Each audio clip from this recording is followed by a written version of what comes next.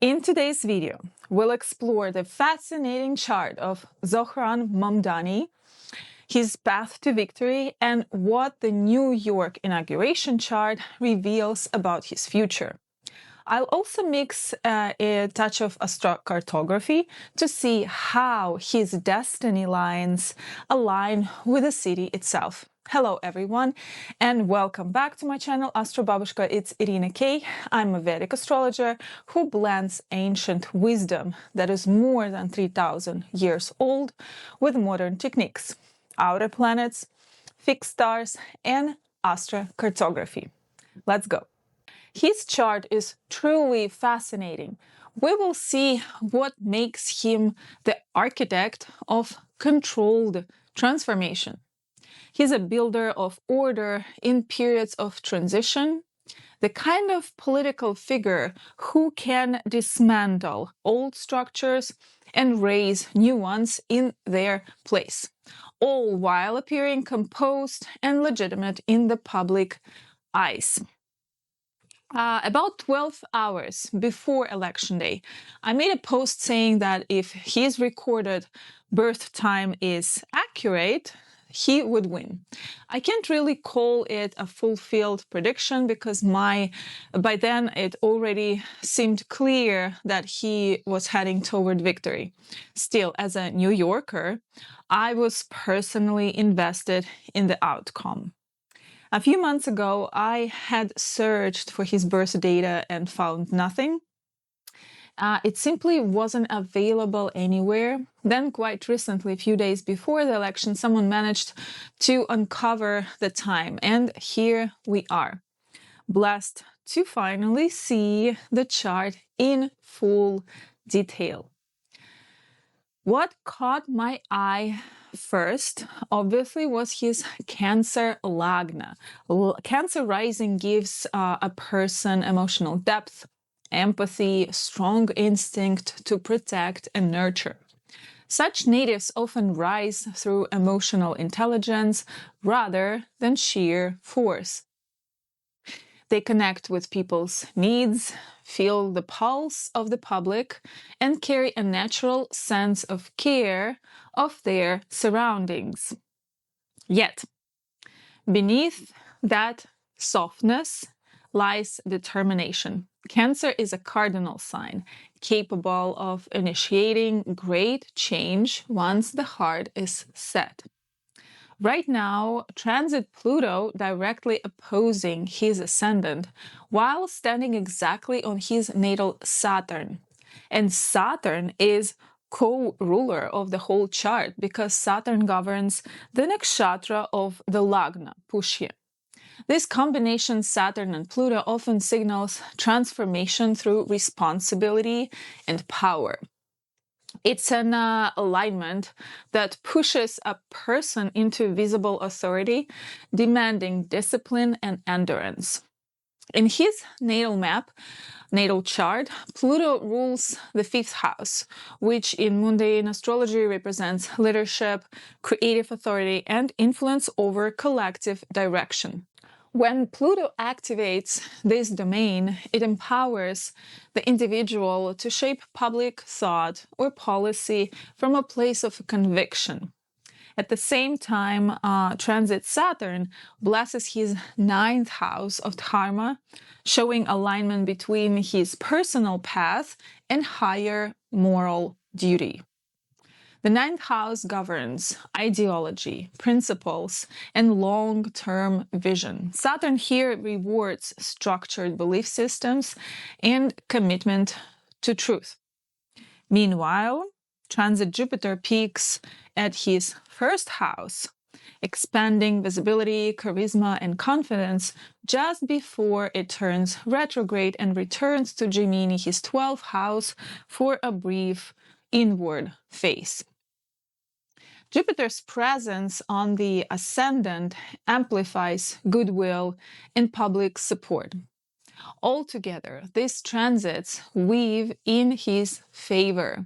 The cosmic timings feels deliberate, as if the universe itself wanted him to step forward.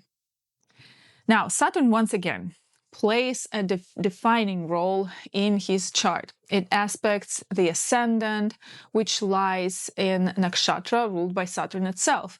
So it's giving his rising sign both grounding and endurance. Saturn's gaze on the Lagna strengthens his resolve and lends persistence in the face of difficulty. Yet, as ruler of the 8th house, it can also bring occasional trials, particularly regarding health or energy levels.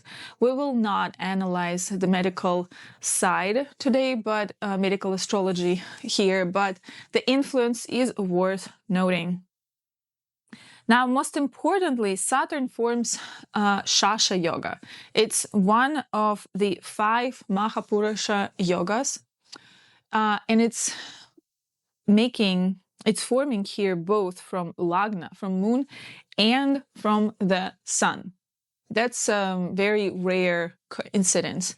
It makes this triple strong. Shasha yoga arises when Saturn occupies its own or exaltation sign in Kendra angle from ascendant, moon, or sun. So it grants leadership over institutions, capacity for governance, administrative mastery, and calm authority.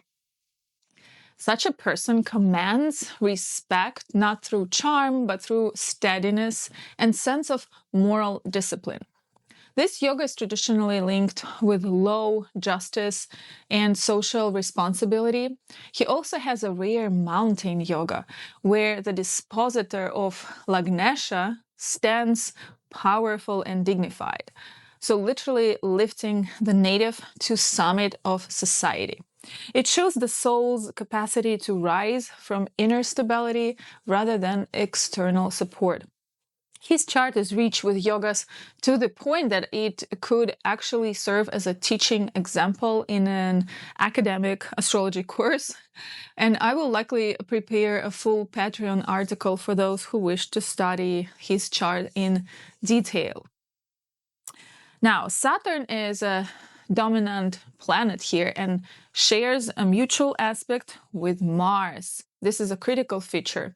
This Mars-Saturn link mirrors what we see in the upcoming inauguration chart, showing a resonance between his personal destiny and the city's karmic cycle. A little dive deep into Saturn now. Saturn here in Uttarashadha Nakshatra reveals the mark of enduring leadership. This is a star of final victory, symbolized by the elephant's tusk and associated with unshakable purpose. When Saturn occupies this nakshatra, it produces a temperament that does not seek quick triumphs, but aims for achievements that stand the test of time. Uttarashadha gives nobility of intent, and Saturn provides the discipline to realize it. In Vedic symbolism, Uttarashadha represents final victory, the ability to complete what others only begin. It carries the essence of leadership, born not from ambition alone, but from endurance and moral strength. Saturn here draws its light from Sun, placed in the 4th house of the throne, linking worldly authority to the capacity for service and stability. This links his sense of duty and order, which is Saturn, directly to political authority, Sun. The Sun here acts as a beacon for Saturn, translating effort and endurance into visible public power. Such a combination forms the backbone of a Shasha yoga, a yoga that blesses a native with administrative wisdom, political longevity, and the ability to command through structure rather than emotion. Now, Shasha yoga in the 7th house works through alliances, diplomacy, and relationships with the public, producing a statesman who governs by consensus but always remains the steady center of gravity. Saturn, as a ruler of the 7th and 8th houses, holds this duality of negotiation and crisis. The 7th governs open position, which partners and rivals alike, while the 8th rules hidden forces, wealth of others, and collective transformation. This gives him the political instinct to balance this transparency and secrecy. And this is a subtle art that is very necessary to conquer in order to be, to stay in high office. It also grants a natural awareness of undercurrents of power.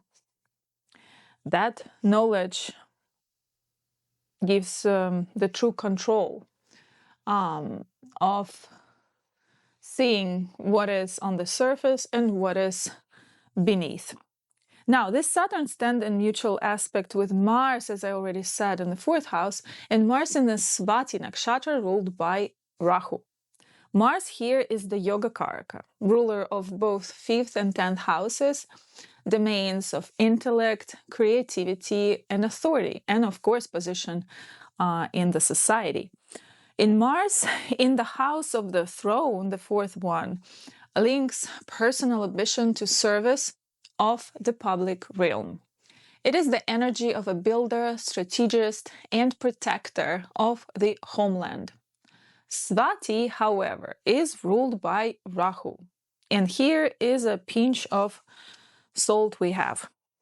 So Rahu is debilitated, and it's in the 6th house, together with Uranus and Neptune. Here, it modifies Mars's expression and adds different shades to it.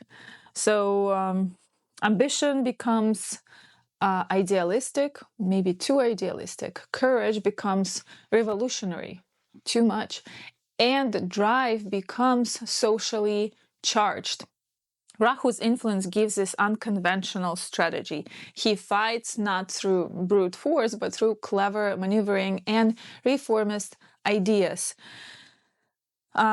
In the ideal situation, but Rahu, as we know, brings everything to culmination. It amplifies everything.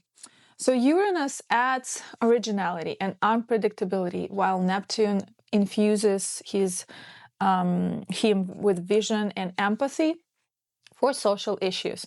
From a political and mundane point of view, this Saturn-Mars axis defines a leader forged in position. Saturn in the 7th house gives a relationship with the public built on respect rather than affection. He gains authority by confronting challenges directly and by appearing unshaken in controversy.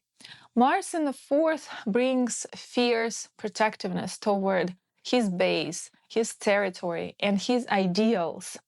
The mutual aspect between them creates a perfect blend of will and structure. Mars provides energy, Saturn gives endurance. Together, they produce a commander/administrator type, one who acts with precision, resists chaos, and knows how to consolidate after every battle. The debilitation of Rahu shows he may attract conflict or controversy from opponents or media, yet Uranus and Neptune with it turn those conflicts into fuel for reinvention. He rises by reshaping the narrative, turning criticism into credibility. In mundane astrology, such a configuration often appears in the charts of systemic reformers, leaders who challenge outdated power structures yet preserve institutional order.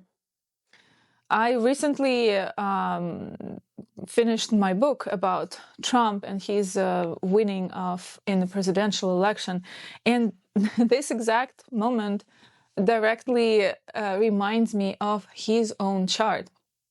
He has the same exact combinations. The hallmark of this pattern is controlled disruption, the ability to introduce new policies, social reforms, or ideological shifts without letting the system collapse. The combination also marks a strategic realist. He understands the nature of power, that moral vision, Sun-Saturn link, emotional intelligence, which is Cancer Lagna, and tactical pragmatism, Mars and Rahu, connection and influence. It's all must coexist. He can be patient, calculating, and reserved in speech, yet relentless once his course is set. In public image, I think it gives like this aura of quiet strength. A person who seems calm on the surface but carries immense pressure beneath. Such leaders often work best during times of uncertainty, as right now, when society seeks stability and renewal at once. And let's not forget, Uranus return will be happening in just few years in America, and this line will be passing through in Astrocartography. It will pass through Washington and New York. So both Trump with his prominent Uranus and Mamdani with his prominent Uranus, they all are here on purpose, even by design. Now, as legendary K.N. Rao, the Jyotish guru teacher, says that the fourth house is the house of throne, representing political authority and leadership capacity. So in Mamdani's chart, the fourth occupied by Sun, Mars, Mercury. Mars is Yogakaraka, ruler of the 5th and 10th. Mercury is the planet of intellect. Both join Sun, forming powerful political combinations. Though both Mars and Mercury are combust, Mercury less. And it can soften the expression and creating a fiery, direct communication style. But still, it generates brilliance. Buddha Aditya Yoga between Sun and Mercury adds this sharp intellect, persuasive speech, and administrative ability. His rising moment came during Jupiter-Venus Mahadasha in Vimshottari Dasha system, a combination that can bring either exalted blessing or dramatic reversal. And in his case, Jupiter occupies second house, ruling both 6, which is service, work, governmental structures, in 9th, fortune and dharma. Venus rules the 4th house of throne and 11th of networks and allies. So together they form beautiful Raja Yoga untainted by affliction. And it's linking service, fortune, authority, and social support all together. Now, I recently started using Shodashottari Dasha as well as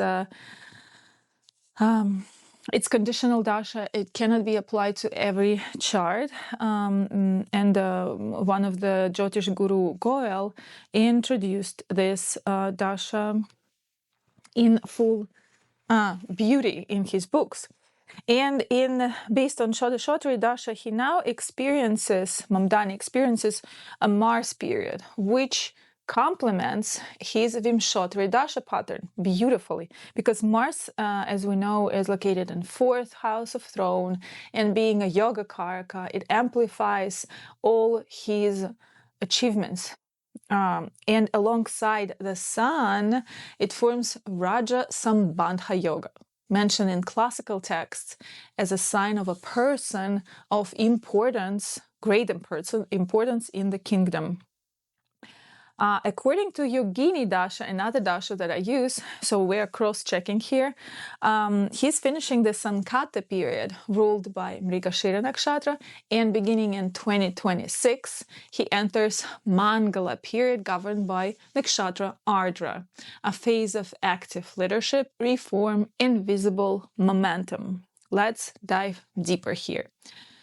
So according to, again, Yogini Dasha, Sankata periods operates under the influence of Mrigashira Nakshatra. And Mrigashira Nakshatra ruled by Mars, Yoga Karaka in his chart.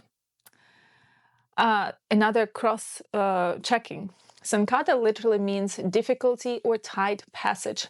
It is often a period that compresses the soul, forcing growth through pressure.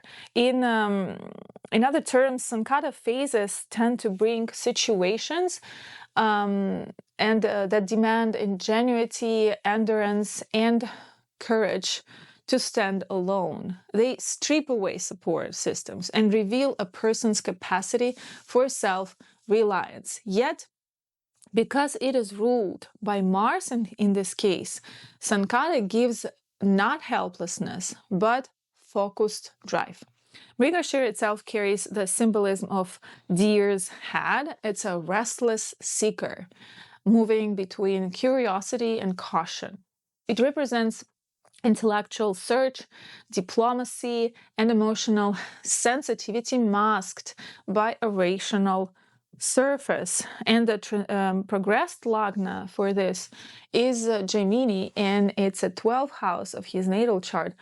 So it was a lot of seeking and searching behind the scenes, happened before, like now, before his election and few years before. So Mars ruling, again, this nakshatra, it adds movement, energy, and pursuit of knowledge. And for him, this closing stage of Sankara has likely been a time of planning, sharpening strategy, behind the scenes work, and it was defining his identity before full public responsibility.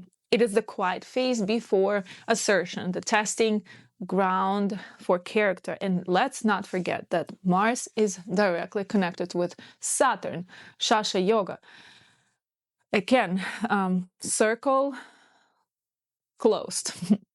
The full picture here is undeniable. Starting in 2026, the Yogini wheel turns to Mangala, period ruled by Ardra Nakshatra. Ardra belongs to Rahu and is symbolized by the tear and the storm. So this brings the air into life. It clears the order. It's a sign of reformation through disruption. And those born under this nakshatra or entering Ardra cycles often experience these sharp changes that awaken new dimensions. And because the personal chart becomes of a leader or a mayor, becomes a part of the destiny of the city, it also will be reflecting the life of us, New Yorkers. So in his chart, Rahu, the ruler of Ardra, again, it's debilitated and it's in 6th house together with Uranus, Neptune in Sagittarius. Again, it governs labor, service, political struggle, battlefield, rivalry. So it's a battleground of real-world tests. Rahu here, though debilitated, still thrives in competition. It seeks to challenge systems, reorganize hierarchies. The presence of Uranus injects this reformist intelligence, independence, and ability to work through technology or innovation. Neptune will contribute to moral imagination and compassion for collective suffering. So when Mangala begins in 2026, these energies merge. The storm of Ardra meets the strategies of Mars, and it will become a phase of reform through upheaval. For a political leader, this usually translates into initiatives, policy shifts, restructuring of governance, a bold stance that divide opinion, but ultimately move society forward. Ardra's tears are not always about defeat, it's also a purification. So this period can expose corruption, reveal hidden injustices, or force moral reckoning within systems of power. And since Rahu here is influenced heavily by Neptune and Uranus, reform may come through progressive, even visionary platforms, perhaps technological, perhaps touching social equality, technological modernization, or institutional transparency. Now, in mundane astrology, such a transition from Sankata to Mangala represents the movement from trial to assertion. The person steps from survival mode into full command, full power. The testing of previous period is ending and the active remodeling of Mangala begins. For him, this means that by 2026, he will no longer simply withstand political forces, he will start shaping them. Thus, the Yogini Dasha shows us the natural evolution from Sankata to Mangala, and this shift signals not only greater visibility, but also a deep internal awakening. The realization that pressure was never meant to be a punishment, it was training for reform and future periods. Now, a little bit far in years, if we extend the timeline forward, I'm looking into 2029 to 2032, and his periods and chart appears truly extraordinary. During this period, his Saturn Mahadasha in Vimshottari Dasha system begins, while in Yogini Dasha, his progressed Lagna perfectly aligns with his natal Lagna. When timing patterns from separate Dashas converge, the result is unmistakable. Here we see a green light for destiny to unfold. Saturn's arrival as Mahadasha ruler marks the culmination of decades of preparation before. And this is the phase when structure, responsibility, and earned authority define his life. Saturn no longer tests him, he trusts him with the weight of leadership. In mundane astrology, such a period often elevates a person into administrative power or institutional command, where one's action influence policies, systems, or public order itself. Adding to this convergence, in the Shodashottari Dasha system, Jupiter comes into power starting in 2031. And we already know something about Jupiter, right? Because now in Vimshottari Dasha, he's leaving Jupiter-Venus and he won the election in Jupiter.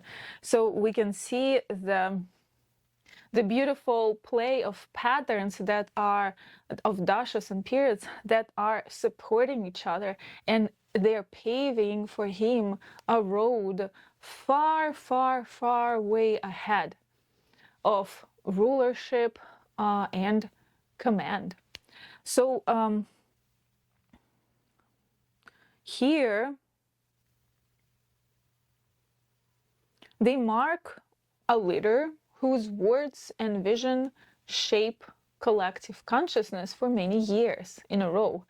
And from every interpretive angle, Vimshottari, Yogini, Shodashottari, the pattern is the same everywhere. Ascent, consolidation, and expansion. These systems rarely harmonize so precisely unless the soul's trajectory is unmistakably upward. So by 2029, he begins to command attention, even more than now. By 2031-32, he stands firmly within circles of national or even global significance. His chart suggests long-term visibility, influence in governance, and a voice that continues to shape public direction for decades. From all points of analysis, he's not a fleeting name, but a rising figure of his generation, one whose influence will echo through the next 20 years at least. We will be hearing about him and from him as the karmic blueprint of his chart unfolds step by step. Remember my words.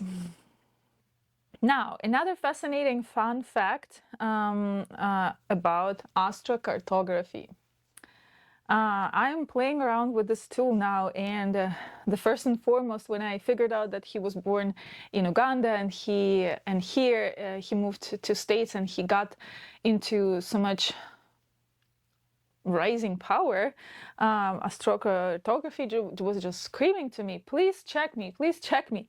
And we can see here that between Washington and New York, he has a line of descendant sun.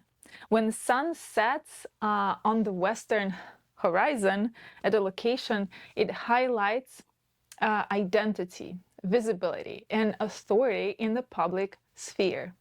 So it is amplifying recognition and political presence in this area on Earth. A fourth house natal sun seeks foundation, homeland, and legacy, the seat of power.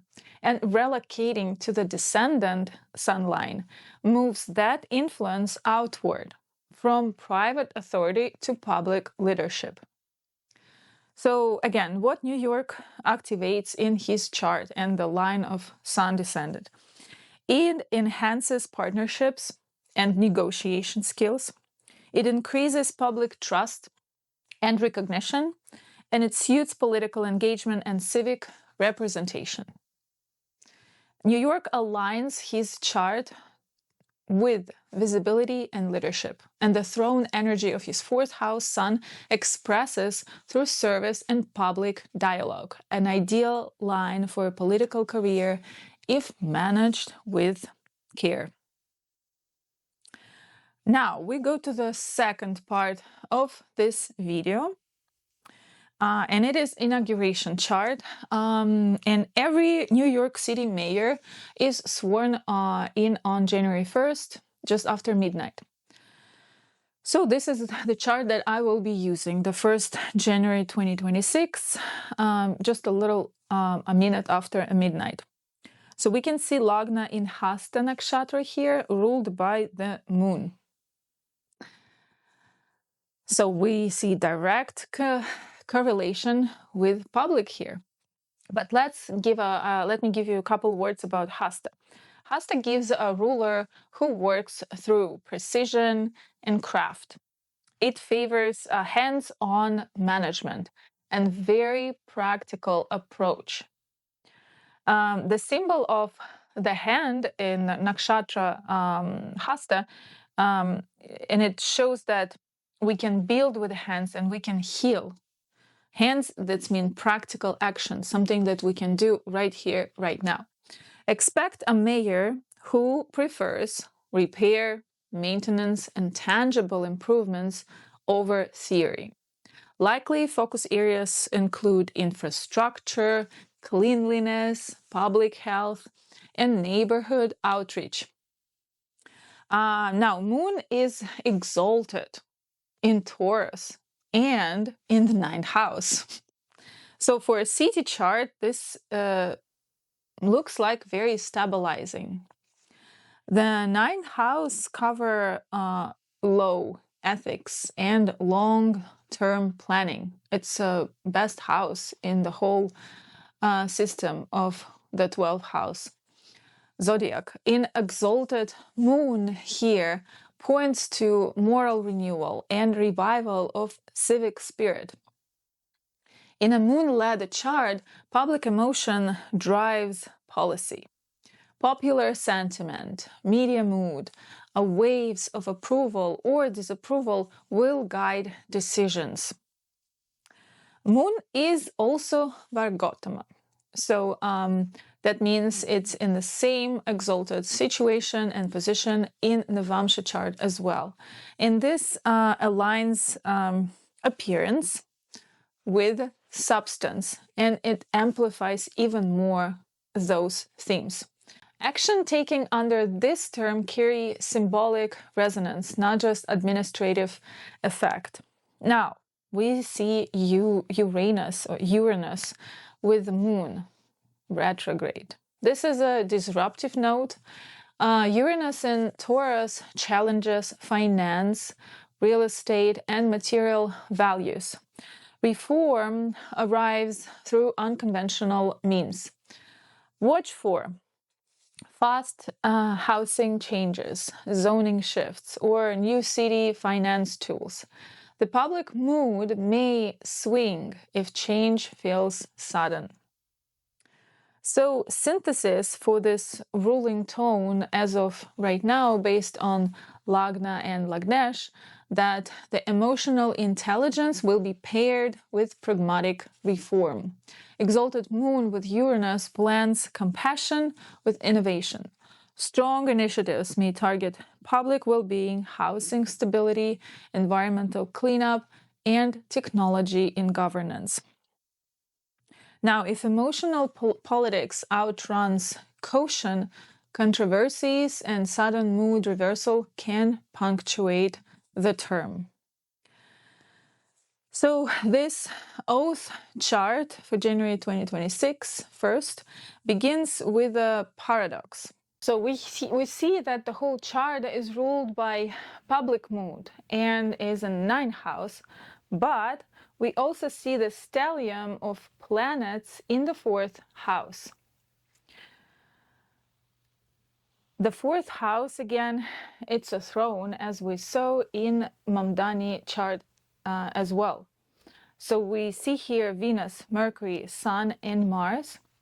And we see here charm, strategy, ego, and force, and all in one room. So it's both palace and battlefield. Venus with Mercury creates Raja Yoga. Diplomacy meets intellect. Venus rules the 9th and the 2nd, joining ideals with resources. Mercury rules the ascendant and gives voice and vision. This combination promises eloquent governance and thoughtful economic policy. Jupiter in the 10th house, ruler of the 4th and the 7th, aspecting Venus. So this ties power, stability, and law into one current.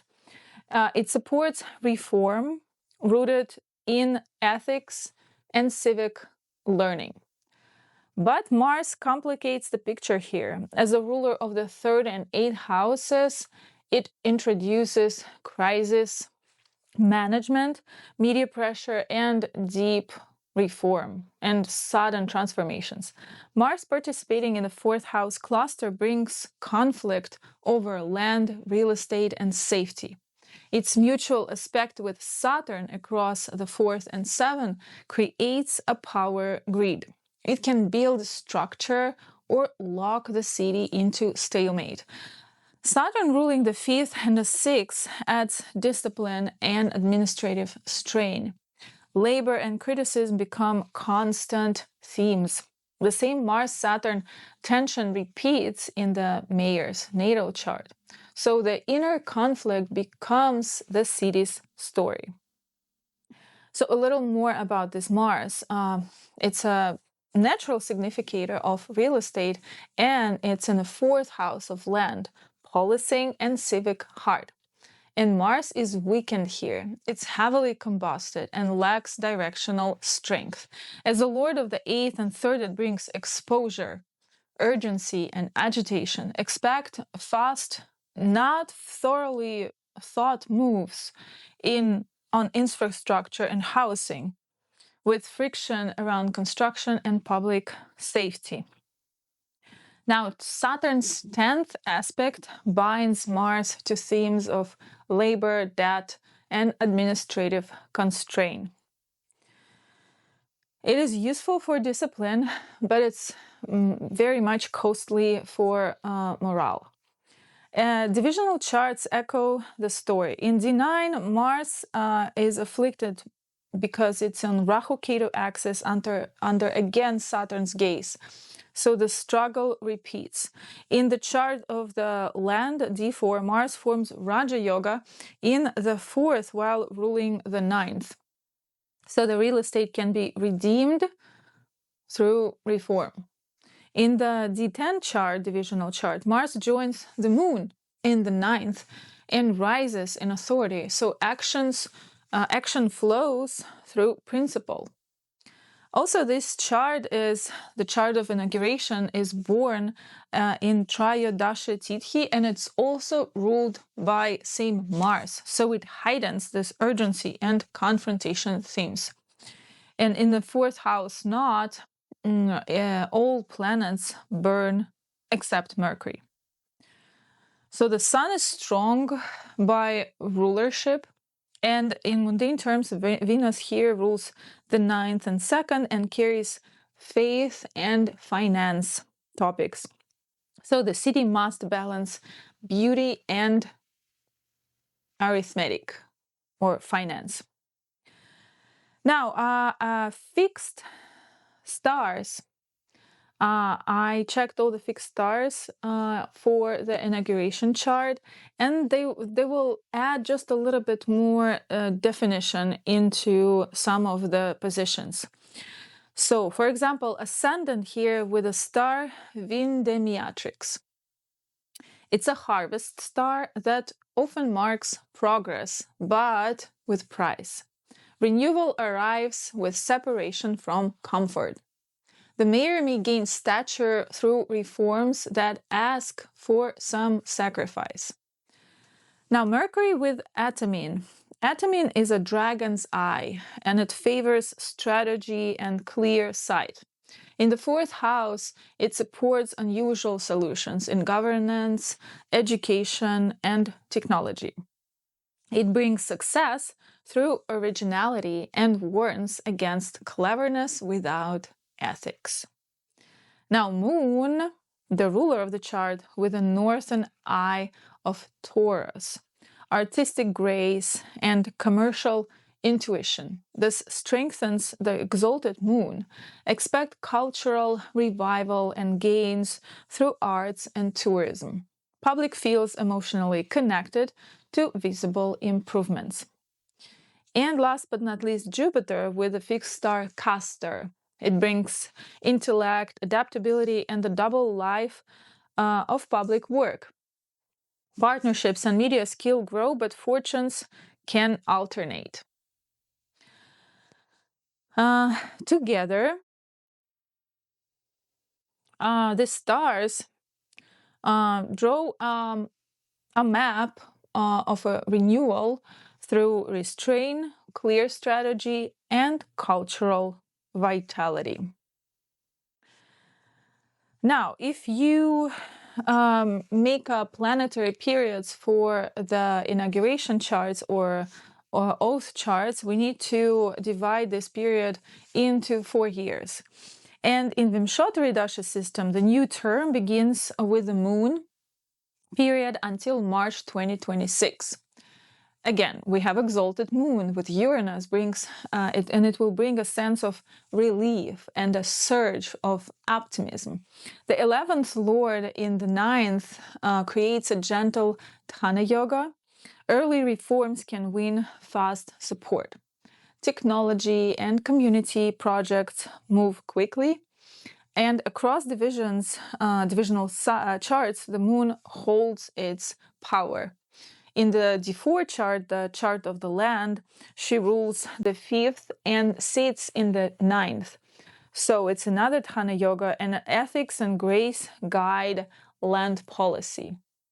In the divisional chart 10, number 10, the moon joins Mars in the 9th.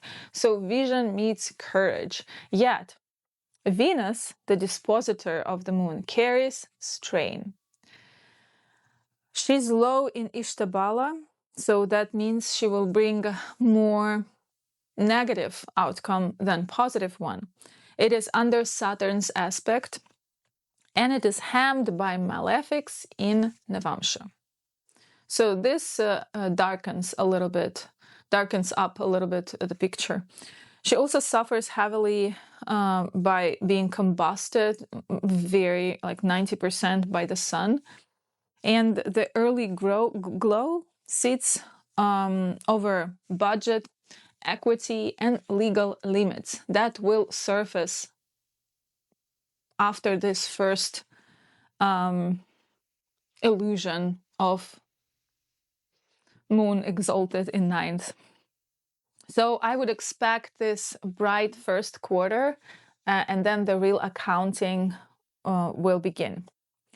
Now, Shodashottari, Dasha, also applicable here, and it opens with Venus, and the Venus will rule until May 2026. So here's an interesting loop. Vimshottari Dasha starts for all 4 years with a moon period and finishes with Venus, and Shodashottari starts with Venus and finishes with moon. So I don't really yet, to be honest, can understand and can explain how this pattern will, how this pattern to decode. So it's basically like it can mean two completely different things, either good or bad. And for now, I will just leave it as it is. Now, just remember that Venus rules money and moral order in this chart, and it's low in Ishtabala, so it brings heavy circumstances around monetary systems, around money and finance and morality. And because it's combusted by sun, and sun rules the 12th house, it feels like this formal authority strong, but the shadow power is also very strong behind the scenes. The sun stands in Purvashatha Nakshatra. Again, Venus ruled. So even like we see in front of our eyes that sun is winning, but behind the scenes, Venus with a low Ishtabala ruling all the processes. Very counterintuitive, I know how it sounds, but it feels like we will see one picture here in New York, but in the end, the hidden forces will be ruling in reality. Now,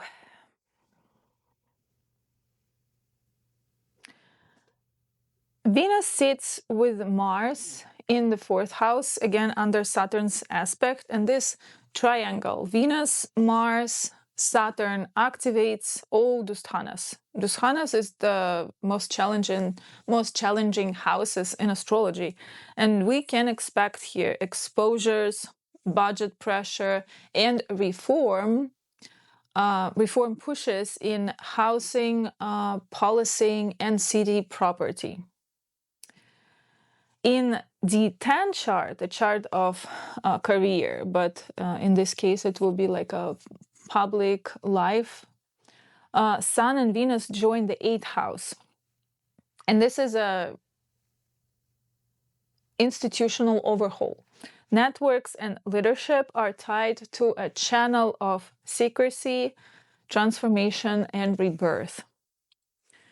And so early months mix this cooperation with consolidation. And alliances can be formed now. The alliances that are formed now will set tone for the rest of the term. Now it's interesting to watch the divisional chart D16 because it will be it is reflecting vehicles and transportation. And it mirrors the promise to improve public transportation. Venus rises in the 1st house in Leo with Sun again there. So the vision is strong and highly visible. Combustion persists here as well. And Saturn aspect the whole situation from the 7. So again, everything under Saturn's control. Sun-Venus union in Leo favors pilot programs, modern designs, and publicized upgrade. Combustion warns us of hidden cost and management friction. Mercury aspects from the 7th as well and rules the 2nd and 11th, and this opens funding and partnerships regard this topic of public transportation and all the good changes toward that. Jupiter adds creativity, yet ties progress to a broader structuring. So I think transport can and will improve here, and it will draw praise. But nonetheless, I would expect volatility, debate, and periodic resets as budgets and logistics bite. So overall, the Oath chart is a study in opposites. It carries blessing and strain in equal measure. Hasta Lagna sets a practical tone. The exalted Vargatama moon lifts morale and invites a cooperative start. Uranus adds volatility to that optimism and hidden notes. The 4th house stellium is an engine. Mercury as a Lagnesh gives thinking administration. Venus, ruler of finance and faith, is strong by position, yet burned and under pressure. Mars is weak but loud, keeps crisis and reform on the table. And Saturn binds all of this through labor and discipline. This Mars-Saturn theme repeats the mayor's natal signature. I cannot emphasize it enough. And fixed star confirms this arc. Benzimiatrix marks harvest through loss and some sacrifice. Adamin rewards clear insight. Taurus eye with moon favors beauty and commerce. Tourism. Castor offers skill and swings of fortune.